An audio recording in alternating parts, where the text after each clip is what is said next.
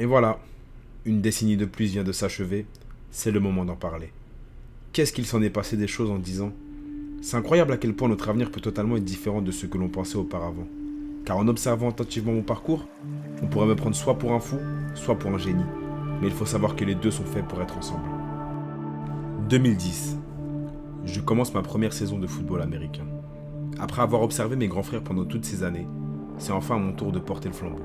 Ok, j'ai une certaine pression sur les épaules car je devais rendre honneur à notre nom, mais je suis un compétiteur dans l'âme. Et ça, personne ne me l'enlèvera. 2011. J'entre enfin au lycée, mais je dois vous avouer que mon excitation de devenir lycéen a vite été rattrapée par la réalité. Ok, je me suis fait quelques amis, voire beaucoup même. Mais merde, ce que j'aime pas l'école. Alors je pense à mon avenir. Je pense. Encore et encore. C'est aussi ma deuxième saison de football américain. À un entraînement, les caméras de Canal J sont venues filmer les capitaines. Bien sûr, je le suis. Et c'était bien marrant à tourner. Après un échec aux détections du Junior Bowl fin 2010, j'ai décidé de revenir plus fort cette année. Alors j'y vais. Je suis avec l'équipe 2 d'Île-de-France. Nous, contrairement à l'équipe 1 qui est censée remporter le championnat et se faire repérer, on est vraiment censé juste se faire repérer. Et pourtant, notre mentalité, notre envie nous amène à la victoire et on remporte haut la main cette édition du Junior Bowl avec l'équipe 2. 2012. Mon cercle d'amis s'agrandit de plus en plus grâce à l'école et en grande partie grâce au football américain. Ouais, cette année je suis tenu en échec avec l'équipe de France. J'échoue au dernier stage avant d'aller jouer le championnat du monde à Austin, dans le Texas. Mais tu crois vraiment que c'est ça qui va m'arrêter? 2013. Malgré certains professeurs qui répétaient sans cesse mon futur échec, je finis par obtenir mon bac. Et ouais, tu crois vraiment que quelqu'un va décider de mon avenir à ma place? Impossible.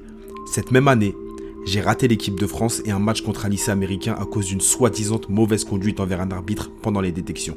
Et qu'est-ce que ça me fait d'après toi? J'ai peur? J'ai envie d'arrêter? Mais qui sont-ils pour essayer de m'arrêter dans mes objectifs? Les mois passent, le travail acharné continue et bim! Me voilà au championnat d'Europe en train de jouer une finale face à l'Autriche. Qui va m'empêcher de vivre mes rêves? Hein? Personne. 2014.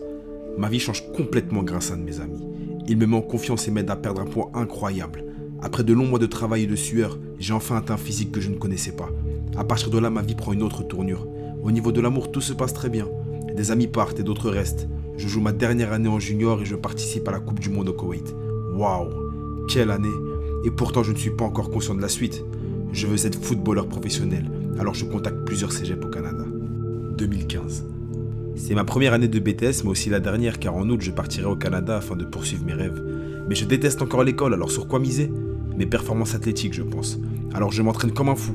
J'ai le temps car je vis chez ma mère, j'ai aucune responsabilité, je ne paye pas de loyer, je profite et je m'entraîne. La belle vie, hein? Tss. Je joue ma première et dernière saison en élite avec les Cougars de Saint-Olomone. On remporte le casque de diamant. Une première dans l'histoire du club. Et ça devant un public de folie. D'ailleurs, vous êtes le meilleur public de France. C'est l'heure de mon départ. Mes amis, vous me manquez. Mes frères, vous me manquez. Mais surtout toi, maman. Te voir pleurer en me voyant partir me touche énormément.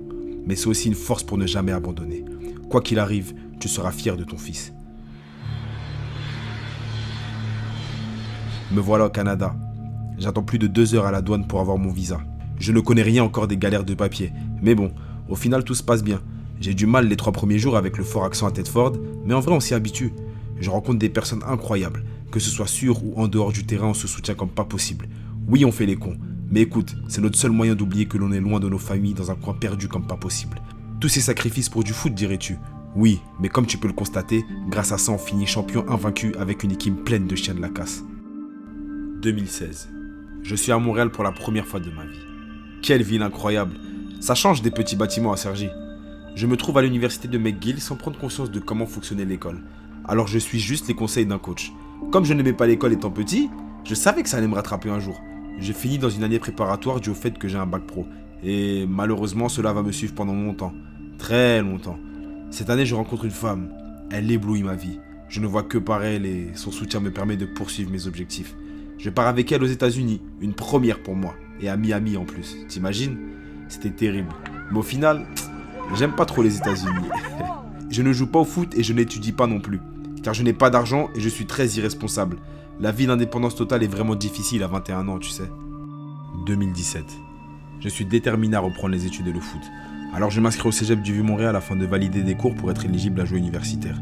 Mes papiers expirent en août, alors je pense qu'il est temps pour moi de commencer les démarches de renouvellement. Et à ma grande surprise, je me fais refuser, car je n'ai pas étudié pendant une session. Je réessaye une deuxième fois, encore un refus. C'est si dur que ça de faire des papiers ? En effet, c'est une première pour moi. J'avais l'habitude que ma mère s'occupe de tout, mais là, j'ai pas le temps de me reposer. Je dois agir, je dois faire quelque chose pour régler ce problème. Je ne dois pas arrêter mon aventure. Alors je pars à la recherche de preuves pour justifier le fait que je n'ai pas étudié. En attendant, je contacte les coachs de l'université Concordia. Tout se passe bien, jusqu'à ce que l'on me refuse à cause de mon foutu bac pro. Tu te dis qu'après ça, j'ai abandonné, hein ? C'est mal me connaître. Je regroupe des preuves comme quoi les bacs pro peuvent intégrer une université en France. Ils finissent par m'accepter. Après un autre refus pour mon visa, je recommence avec encore plus de preuves. On se rapproche de plus en plus de la date d'expiration et là, comme par magie, je suis accepté. J'ai mon visa pour 1 an et je suis éligible à jouer au sport que j'aime, mais sans savoir que ça allait être ma première et dernière saison universitaire. 2018. Je commence l'année avec une amende. Ok, ça commence bien. Ensuite de ça, je dois arrêter le football définitivement.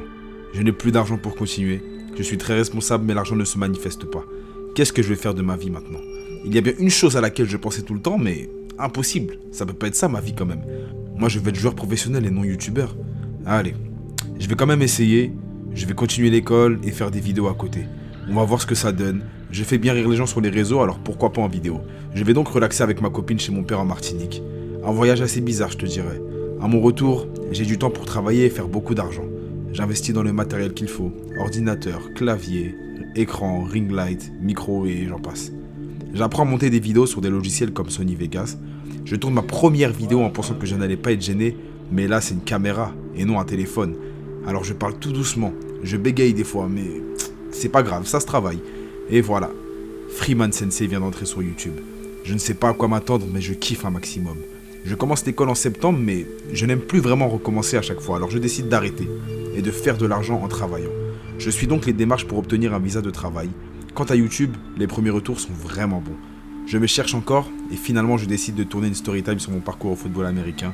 Et voilà, c'est à ce moment que ça pète. Des milliers de vues et 4000 abonnés en même pas 2 semaines.